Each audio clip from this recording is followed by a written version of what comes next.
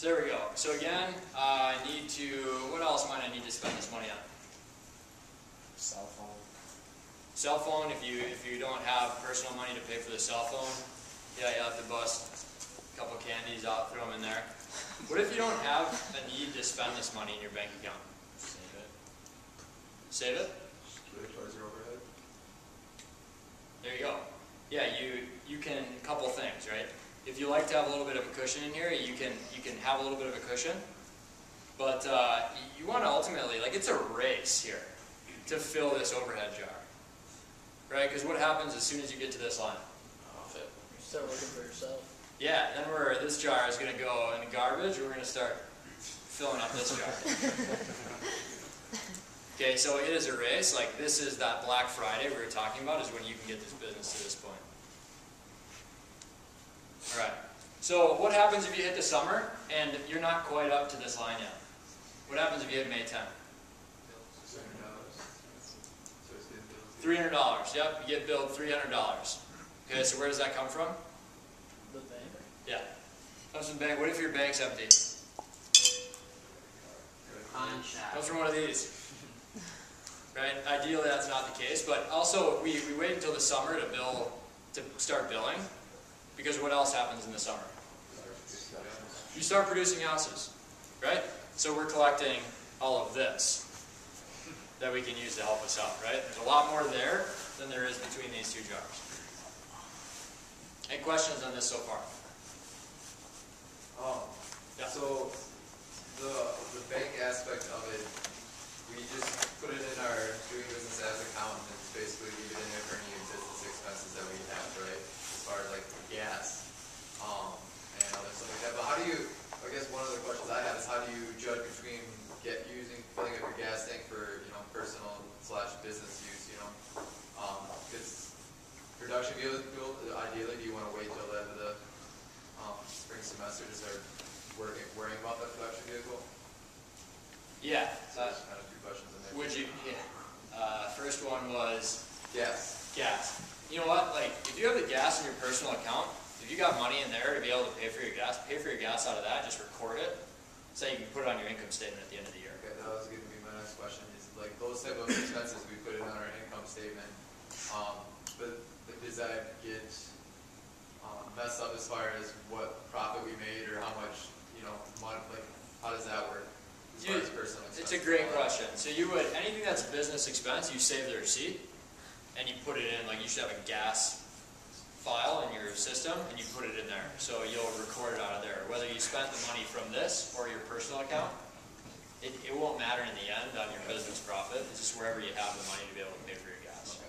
Quite honestly, the gas shouldn't be too much over the springtime. Okay, so I want to go through a couple stupid mistakes. I said we'd try to warn you of some stupid mistakes that people have made in the past. I want to go through a couple of those examples, and then we're going to get into summer. Okay, so stupid mistake number one. Only do 2 estimates a week for the next month. What does that do? What happens in this situation if you choose to do 2 estimates a week? You have less candy. Yeah, we don't have any of this. We'll probably have about this much of the candy, right? And all that's gone. How does that affect you as you get closer to summer?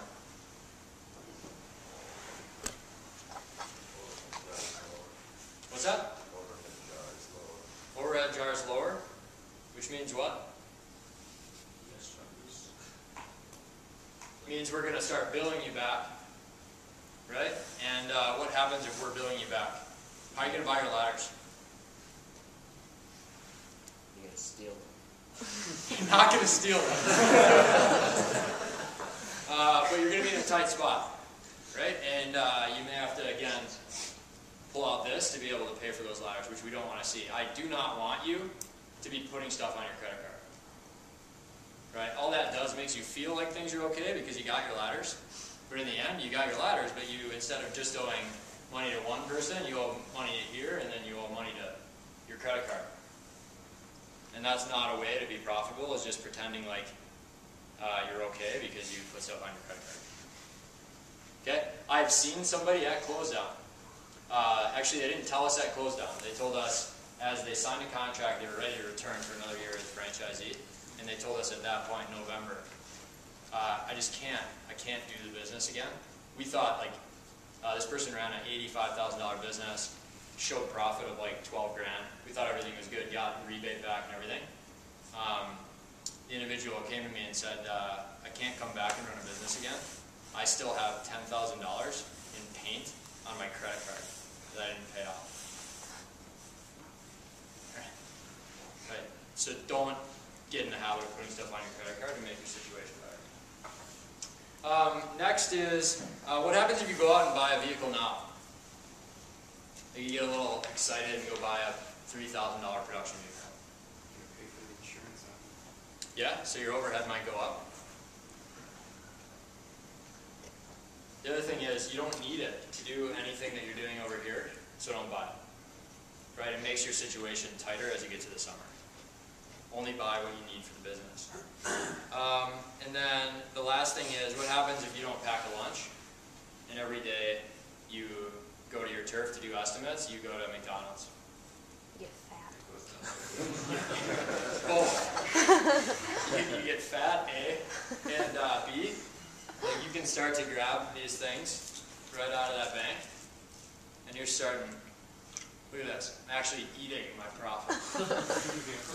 Right? So it's not going into overhead, but this is another one that is a big deal, because people will at close down, we look at where they spent their money, and I'm not exaggerating, we've had people that have spent $5,000 to $7,000 on food over the course of their business. Okay, it's like Taco Bell, Burger King, McDonald's, whatever. So don't make those mistakes. There's value in these now. Yeah.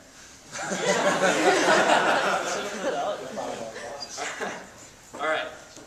So next we're going to go to producing a house. And this we'll go through again at the beginning of summer.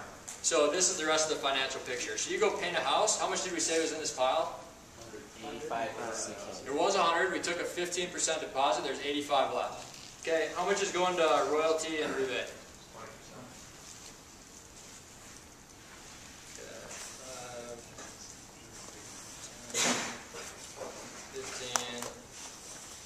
20% for the royalty. How much for the rebate? 5. Okay. 5%. What's in this jar? Insurance and warranty. And how much is that? 8. 8%. Bingo. Labor. How much is that? Varies. What should it be? Should be between 7.5 and %? No, you're talking dollars. It's good, you're remembering that stuff, but how much as a percentage? 10. 11, 12, 14. 32. Hey, bingo! 32. Ding, ding, ding. Actually, with the lower workers' comp this year, it should be around 30. 30. 30. Thanks. Okay, so 30% goes to labor. And how much is paint?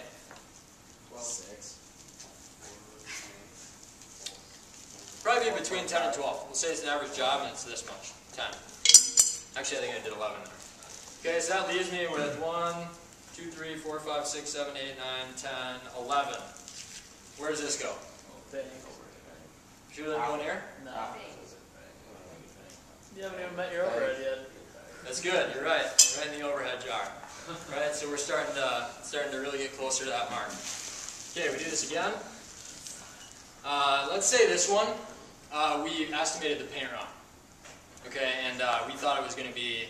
It was cold outside that day, so we rushed the estimate, and we forgot that it was actually going to require 30 gallons. We only bid it for 10.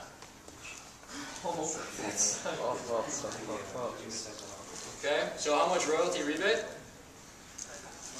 25. 25. So that doesn't change. Why doesn't that change? It's the same.